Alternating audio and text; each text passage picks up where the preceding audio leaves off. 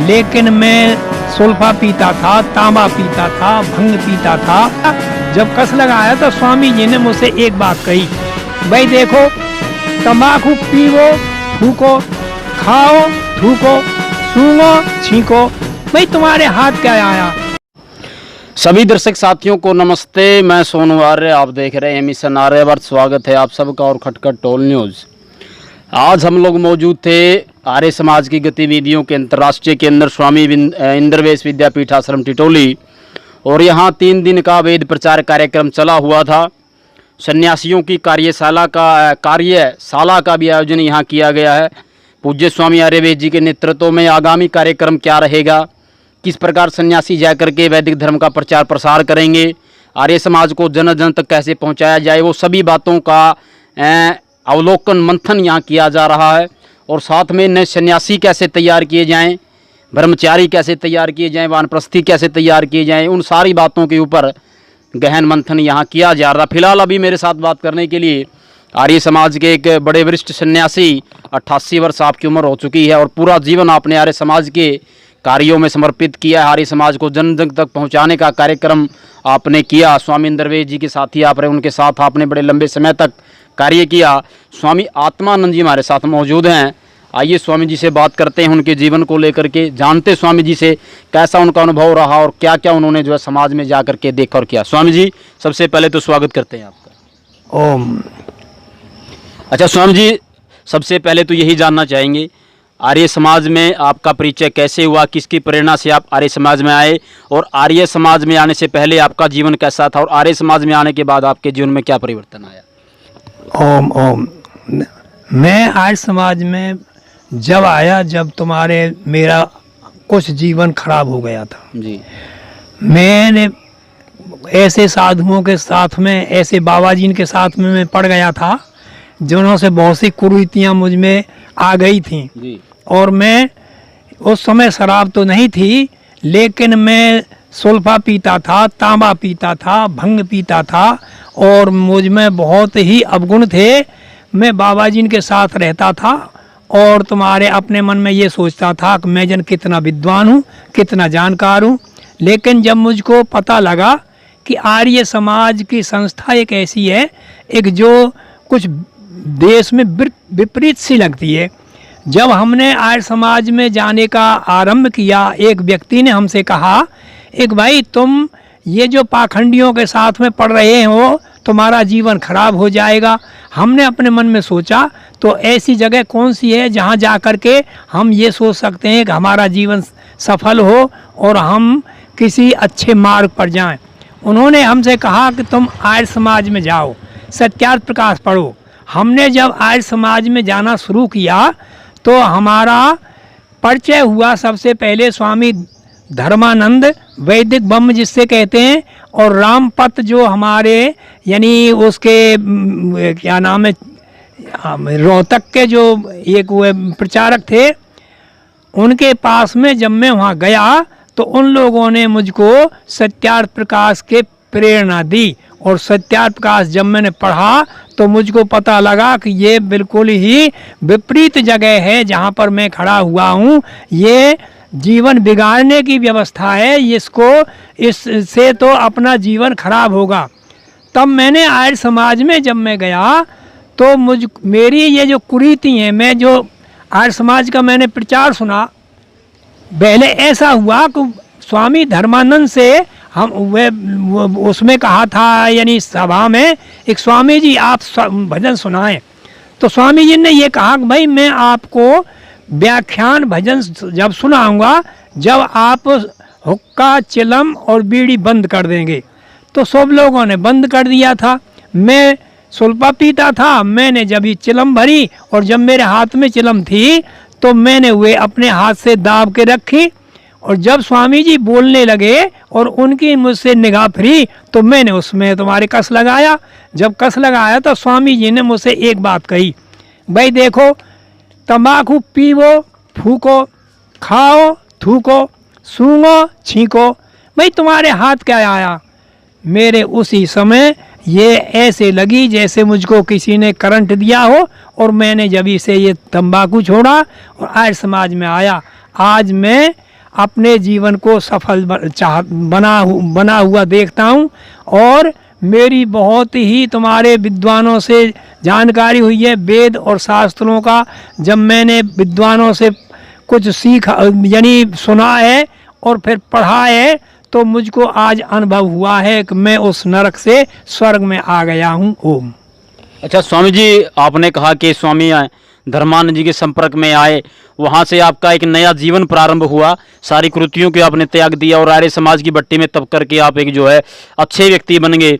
उसके बाद आपका जीवन मतलब कहाँ से क्या आपने प्रारंभ किया? एक प्रचारक के रूप में आप गए, एक भजनोपदेशक के रूप में आपने काम किया, मतलब किस क्षेत्र में आपने काम किया? मुझको विजयराम महाशय जी तो थे आर्य समाज यानी गदपुरी के जो गुरुकुल है उसके प्रधान थे। उन्होंने मुझको यज्ञोपवीत दिया और यज्ञोपवीत के बाद में मैं उनके साथ में कुछ दिन प्रचारक रहा। प्रचार में मैं बहुत ही विद्वानों के साथ में रहा। मैं किस किस के नाम सुनाऊं?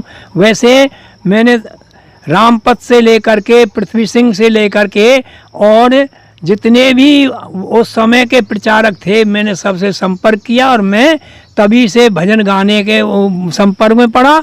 आज मैं कुछ कविता छोटी मोटी कर लेता हूँ और आज मैंने संन्यास लिया हुआ है। ये मेरा जीवन में बर्ताव है। अच्छा, आप कहीं प्रचार के क्षेत्र में गए हो, ऐसा कोई वाक्य आपको याद हो जो आप बड़ा अविस्मरणीय रहा हो, जिसे आप भूल ना पाए हो, हजारों लोगों की गैदरिंग रही हो और कुछ अलग अनुभव आपने महसूस किया, मतलब कोई ऐसा वाक्य आपको जीवन में याद हो कि वहाँ बिल्कुल अलग कोई कार्यक्रम था? देखो, आज के ज़माने में ऐसा है, लोग सत्य से बहुत डरते हैं और असत्य के पीछे लगे हुए हैं। आज उनसे जब हम कहें, देखो मैं आपको एक बात बताऊं, सत्य जो कहना है वो बहुत ही कठिन होता है। मेरे गांव में एक दिन श्यांग हो रहा था। मैं जब वहाँ श्यांग सुबह जब मैंने वो देखा तो वे लोग बहुत अश्लील गाने गा रहे थे और स्पीकर लगा रखे थे।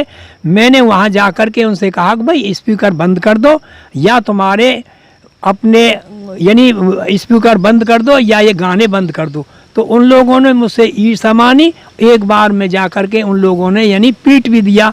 इसलिए मुझको बहुत ही अनुभव है कि अच्छी बात कहने में बड़ी कठिनाई पड़ती है। महर्षि दयानंद ने बहुत ईंट पत्थर और जहर पिया था, लेकिन उन्होंने देश धर्म और जाति का कल्याण किया। इसलिए हमको ये हम चाहते हैं कि चाहे कितनी भी मुसीबत पड़े हम भी इसमें आगे बढ़ें। और आज हम देश में यानी जितने भी कुरीति के हुए हैं, जैसे भागवत से लेकर के बहुत से पुराण से लेकर के हम खंडन करते हैं और शराब आदि का खंडन करते हैं, लेकिन लोग हमसे ईर्ष्या करते हैं, हम उसको मानते हैं। ईर्ष्या नहीं, हम उनको बचाते हैं और बचाएंगे।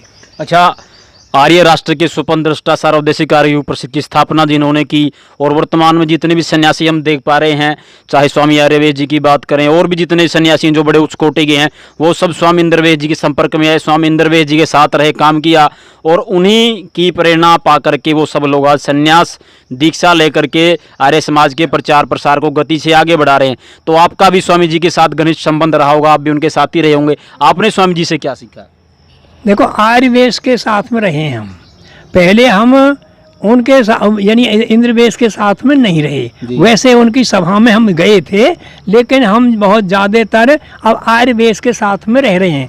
और उनका जो तरीका है, उनका जो अनुभव है, उनका जो चलन है, उससे लोग बहुत प्रभावित हैं और उसके ही संपर्क में आकर के हम अभी तो हम विदेश तो नहीं, अपने देश में जगह जगह प्रचार करते हैं और उनकी शैली बहुत ही अच्छी है। आज वे अपने देश में पूजनीय है। अच्छा स्वामी जी, अंतिम बात आपसे पूछते हैं, यदि बड़ों की बात करें तो जो प्रारंभ में जो लोग आर्य समाजी थे, जिन लोगों का आर्य समाज से संपर्क था, वो आज के वो जैसे के तैसे आदमी, परंतु आगे जो आने वाली जो पीढ़ी थी, हम जैसे जो नौजवान हैं, उनमें वो संस्कार वो देने में असफल रहे। युवा पीढ़ी में आर्य समाज की संस्कार वो बेहद कम है और इसलिए ये बहुत बड़ी समस्या भी है। ज़्यादा से ज़्यादा नौजवानों को आर्य समाज में दीक्षित करना होगा यदि समाज को बचाना है और राष्ट्र को बचाना है, तो आपके अनुसार कैसे मतलब आर्य समाज इस काम को करे, कैसे ज़्यादा से ज़्यादा युवाओं को हम आर्य समाज से जोड़े, उसको दीक्षित करें? देखो, इसमें एक कारण है, हमारी जो बात है वो राज्य में नहीं चल रही है जी। हमको राज्य में यानी राज्य से संपर्क करना चाहिए और हमको राज्य में यानी जाना चाहिए, राज्य की व्यवस्था को हमें देखना चाहिए।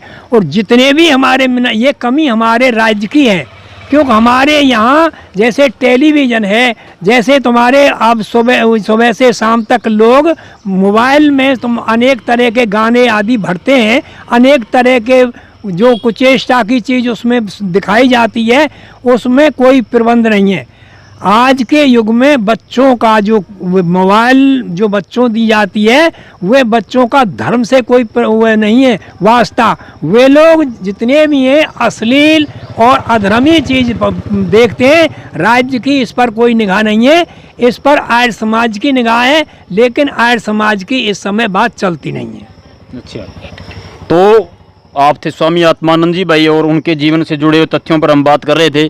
88 वर्ष स्वामी जी की आयु हो चुकी और आज भी प्रयासरत हैं कि किसी न किसी तरह ऋषि दयानंद के मिशन को आगे बढ़ा जाए। वैदिक प्रचार की जो पद्धति है उसको पुनः जन जन तक पहुंचाया जाए और उसी के लिए संकल्पबद्ध हैं आप। और आज भी नौजवानों जैसा उत्साह रखते हैं, आज भी जहाँ कहीं भी आपको अवसर लगता अपनी वाणी के द्वारा उपदेश भी करते हैं और भजनों के माध्यम से लोगों का मनोरंजन भी करते हैं और साथ में उन्हें एक नई दिशा और मार्ग भी दिखलाते हैं। तो देखते रहिए मिशन आर्यावर्त और खटखट टोल न्यूज़। आप सबका बहुत बहुत धन्यवाद और स्वामी जी आपका भी बहुत बहुत धन्यवाद। नमस्ते। चैनल को लाइक करें, शेयर करें और सब्सक्राइब करें और कमेंट करना ना भूलिए। धन्यवाद। साथियों, इस वीडियो को ज़्यादा से ज़्यादा लाइक करें, कमेंट करें, शेयर करें और चैनल को सब्सक्राइब करना ना भूलें। आप अंग्रेजी दवाओं से परेशान हैं या फिर रोगों से परेशान होकर संसार से उठ जाना चाहते हैं? उठ जाने से पहले नाड़ी वैद्य क्या क्लब आइए और अपने सभी रोगों का आयुर्वेद में सही समाधान पाइए।